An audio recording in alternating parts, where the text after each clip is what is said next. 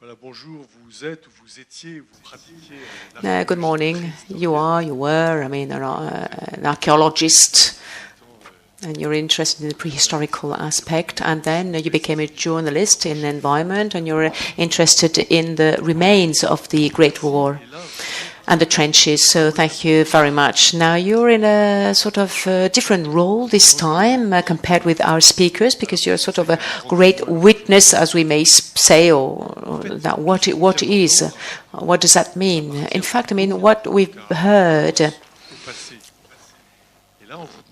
linked to the past, actually, and now we'd like to make the connection with tomorrow's symposium day.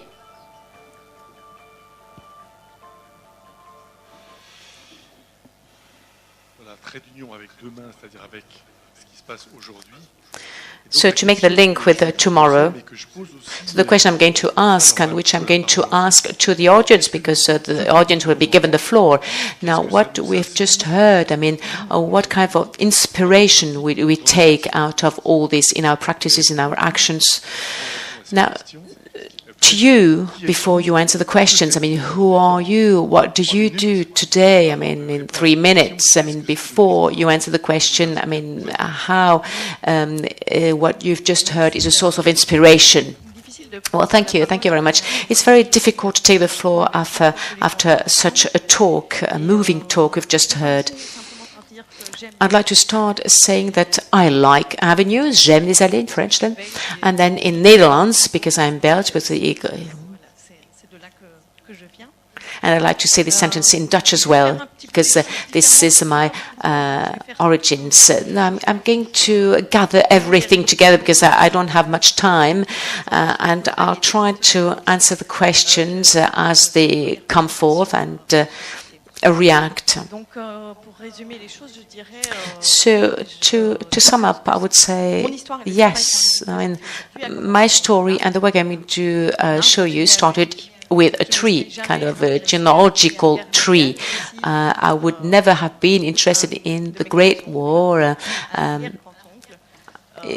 Had one of my great-great-uncle who was working as a nurse, wouldn't have left some correspondence with his godmother, French godmother, and he died in September 1918, not far from the end of the war. And my father, who is a doctor, was interested in this diary and correspondence, and he spent 20 years making research on the nurses, the doctors, and the medical assistants of this great war. To me, it was a black and white. It was the bloody war, etc. So I was not really interested in. Well, my passion is history and archaeology, so it was a bit awkward actually and funny. So my father asked me to help him and reorganize all this and write a book on this research. And then following this, and I got interested in the human aspect of the war and the women's destiny.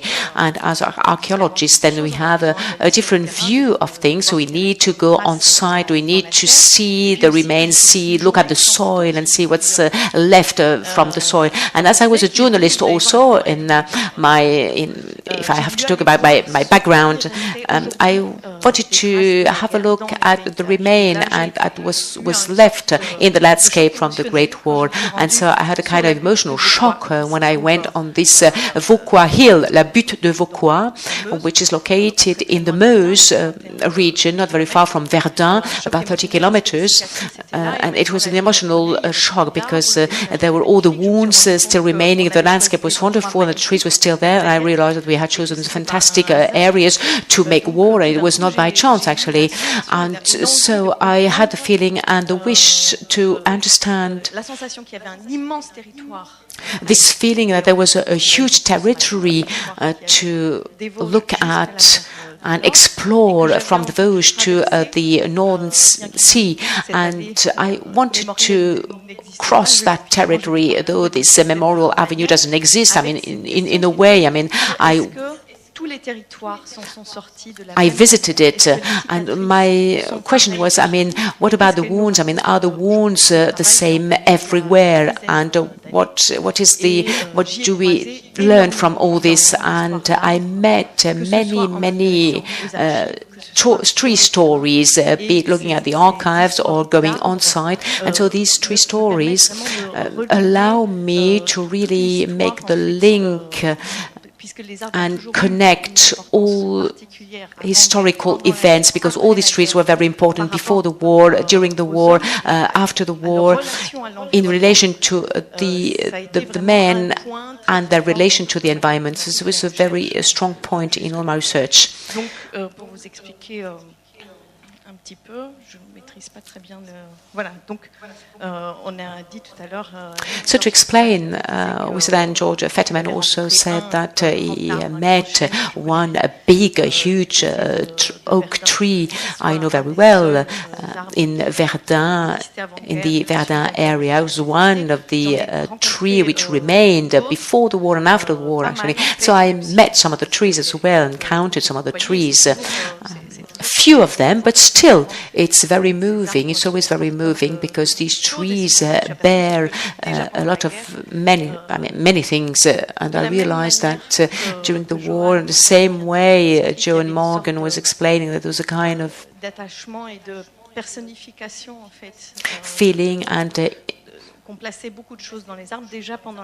incorporation, and many things, many symbols we would place on a tree, and the soldiers would identify as trees. They could see decaying, for example. And later on I will show you a picture explaining what I mean, because they would imagine being in the trenches, which what we do not imagine at the moment is that the landscape we look at the moment, we are standing on the soil, but most of the time the soldiers were not spending their time on the soil and on the battlefield, apart from the assault periods. But in the trenches, they were in the trenches, they look at the level of the soil and then the sky and the horizon, and then the only living thing they can identify, as long as it is still living, remaining on the battlefield, are these trees silhouettes which are decaying as time goes by.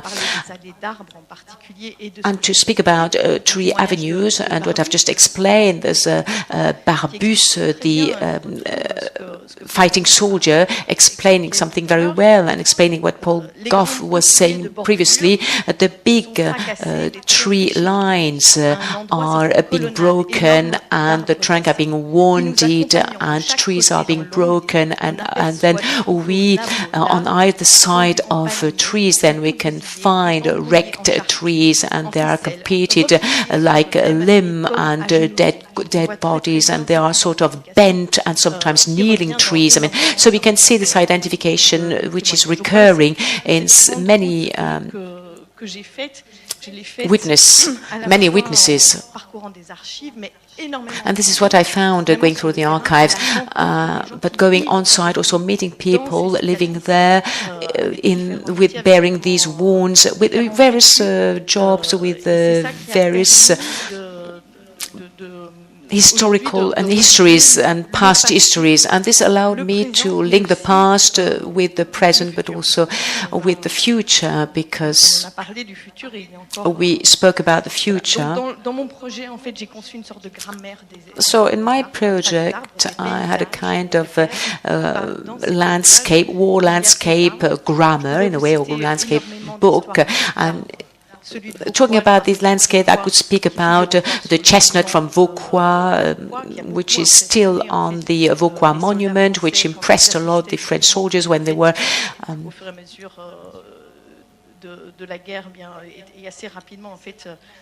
when they're realizing that with war this tree would become a symbol, because the French people would interpret, or maybe it's the reality, that the soldiers would fight this tree to warn this tree, which represented a symbol to hurt that tree, and then also another tree which is a kind of castle, and where many soldiers died during a bombing, though they were standing behind and they felt safe.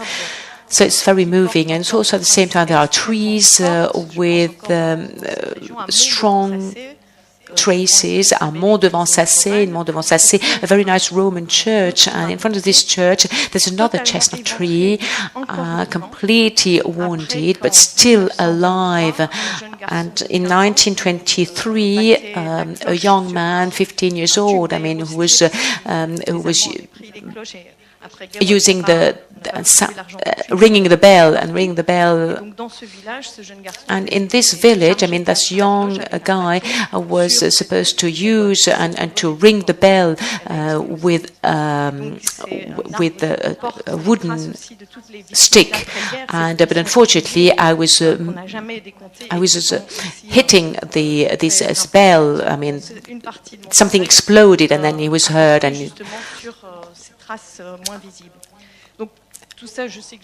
so we are trying to look at all these sort of invisible traces and things we still discover. And in the work we are doing, that is my landscape grammar, as I call it, there's a kind of film taking us from the war landscape, and I even went up I climbed in a tree which was threatened by nuclear wastes, actually. So there's a lot of things to do in terms of preservation of trees. And then we try to link war landscape, the remaining trees, and embed them into a participative project so that the people would try to make these landscape their own, trying to link past trees and past landscape with today's landscape. Here you can see a road we saw previously. This is the Vermenin, but this is the Route Messine. We are in the Flandrian area, and you can see these tree avenues, which has been replanted. You can see the young trees being replanted today, and they're still young. There are some other examples as well, many examples. Neuville-Saint-Vaast also, which were rebuilt after the war. And we also planted zeram trees offered by Canada, and then they were replaced later on by new trees. And so I imagine there are censuses being made. And I think that you also have this information, but I'm just working at an application with the community, working at this application, but the whole community could serve these tree avenues and trees more specifically. So I don't know if I have some time left, but still, I mean, you can see this picture, the picture I was telling you about, which shows this relation the soldiers had with how the soldiers were connected to the trees, being in the trenches, with a completely different point of view, or viewpoint rather. And we didn't mention it before, but maybe John Morgan will shed some light on that. I know that in the 30s or 20s or 30s, the campaign of oak gland was sent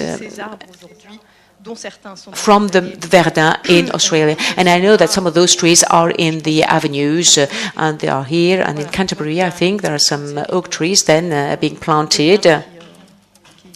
So the kind of great link, sort of all these glands and a corn being sold and sent to Australia.